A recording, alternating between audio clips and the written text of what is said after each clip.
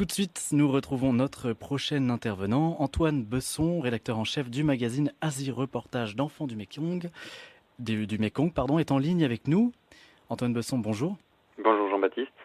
Alors Antoine Besson, nous rentrons directement dans le vif du sujet. Quel facteur a conduit à la création de cette ONG Enfants du Mékong et quelle est l'histoire de cette dernière? Alors Enfants du Mékong, c'est une ONG qui a près de 60 ans. Mhm. C'est un dentiste à Vientiane, la capitale du Laos, qui a créé cette association en 1958.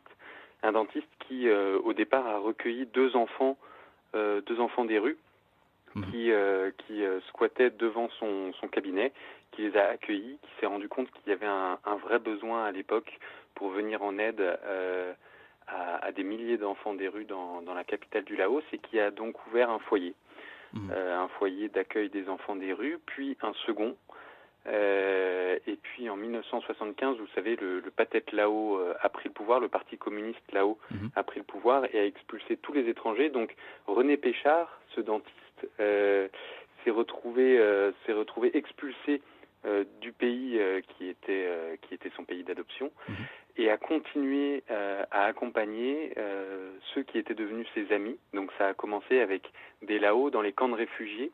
À cette époque-là, les Lao qui sont persécutés par le nouveau gouvernement fuient le pays, se retrouvent dans des camps de réfugiés en Thaïlande, de l'autre côté du Mékong. Et donc c'est en allant voir ses amis là-bas qu'il s'est rendu compte qu'il y avait d'énormes besoins. Et donc elle a commencé à structurer un petit peu plus son ONG, une association qui voulait être un trait d'union entre des familles en France et des réfugiés en Asie du Sud-Est. C'est-à-dire qu'il a eu l'intuition au départ de mettre en place le parrainage. Enfants du Mékong est une des premières ONG à avoir mis en place le parrainage. Un parrainage, qu'est-ce que c'est? Ça consiste à mettre en relation donc un enfant qui est dans le besoin en Asie du Sud-Est avec une famille en France qui peut donner un petit peu d'argent chaque mois pour lui venir en aide, pour lui donner des vêtements, pour pouvoir le nourrir, pour pouvoir lui donner un accès à des kits d'hygiène, et puis surtout pour l'envoyer à l'école, puisque le plus important dans tout ça, c'est d'essayer de casser un petit peu le cycle de la misère, et donc d'essayer, par l'éducation, de les aider à s'en sortir.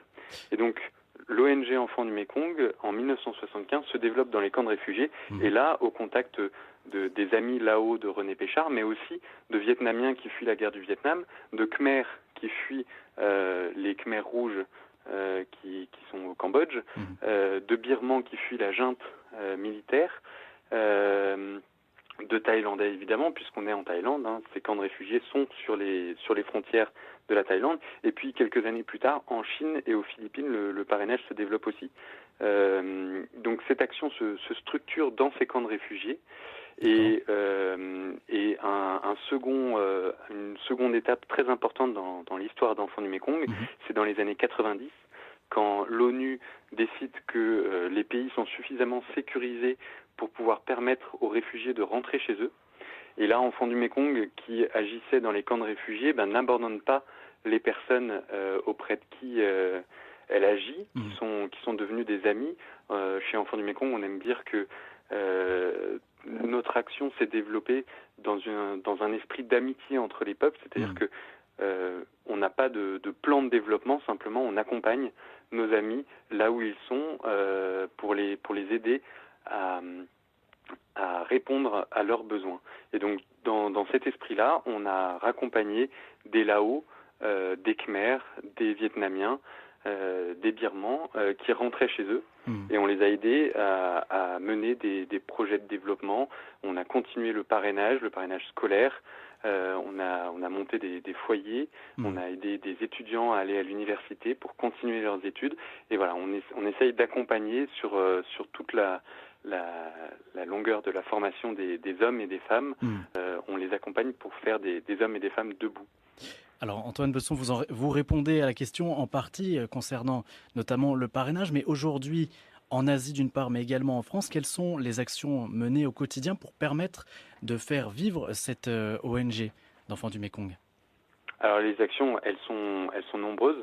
Il y a d'abord le premier point le plus important, c'est évidemment tous les parrains, les milliers de parrains d'enfants du Mékong qui sont engagés avec un ou plusieurs filleuls.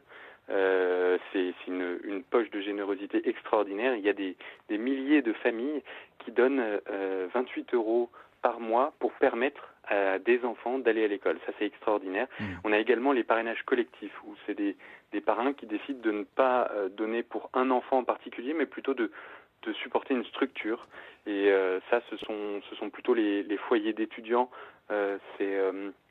C'est pour les étudiants qui vont dans des universités, c'est pour des foyers qui accueillent des enfants quand l'école est trop loin des villages, puisque Enfants du Mékong met un point d'honneur à essayer d'aider ceux qui sont le plus excentrés, ceux qui finalement ne reçoivent aucune aide parce qu'ils sont trop loin des grands axes. Et c'est très important aussi, cette aide. Il y a également des partenariats avec des entreprises, beaucoup d'entreprises qui nous soutiennent dans la formation professionnelle, dans l'accompagnement des étudiants. On a la chance d'avoir des écoles aussi, un programme écolier solidaire qui permet à des écoliers d'apprendre la joie du don. En se mobilisant, en menant des petites actions concrètes, mais qui vont avoir un vrai impact sur le terrain. C'est des ventes de gâteaux, des courses solidaires, ce sont des exposés sur la condition des enfants au Cambodge. C'est tout un tas des échanges de dessins aussi. Ce sont plutôt des opérations pédagogiques. Et puis on a également des actions très concrètes sur le terrain qui répondent à des besoins très précis, c'est-à-dire que au Vietnam, par exemple, il y a des minorités ethniques dans les hauts plateaux du centre du Vietnam qui sont très discriminées. Aujourd'hui, notre action est prioritaire dans ces coins-là. Donc, c'est venir en aide aux Jarai au Vietnam, c'est venir en aide aux Kachin et aux déplacés internes en Birmanie. On n'en parle pas beaucoup, mais il y a énormément d'ethnies autres que les Rohingyas qui sont persécutées en Birmanie et c'est très important de pouvoir leur venir en aide. On aide aussi les enfants des bidonvilles au Cambodge, à Phnom Penh ou alors aux Philippines. Les filles mères à 16 ans, les victimes des catastrophes naturelles, des typhons. Enfin voilà, c'est des milliers d'enfants qui sont pris dans un contexte de misère qui les contraint et qui les enferme. C'est plus de pauvreté qu'on parle, c'est vraiment de grande misère. Et la seule solution pour eux de s'en sortir, c'est l'éducation. C'est l'éducation parce que savoir lire, écrire, compter encore aujourd'hui, c'est pouvoir prétendre à un meilleur avenir. Et c'est pas utopique, c'est très concret. Les enfants qui vont à l'école aujourd'hui ont une chance de s'en sortir, de trouver un emploi et d'assumer une famille, alors que les autres n'ont pas cette chance. Et notre devoir, c'est d'aider le plus possible de ces enfants à aller à l'école. Et ça, très concrètement, le parrainage le permet. Eh bien, merci Antoine Besson pour votre témoignage. Je rappelle pour les auditeurs que vous êtes rédacteur en chef du magazine Asie Reportage chez Enfants du Mékong. C'est la fin de cette émission. Merci à nos intervenants, Fabien Courteil de l'ONG Gawat Kalinga, Martin de Roquefeuille de l'ONG PSE pour un sourire d'enfant, ainsi qu'Antoine Besson de l'ONG Enfants du Mékong. À propos de cette dernière, qui entretient une tradition d'accueil depuis bon nombre d'années, nous vous donnons leurs coordonnées, 5 rue de la Comète, 92 600 Asnières, à joindre sans hésiter au 01 47 91 00 82. Merci, chers auditeurs.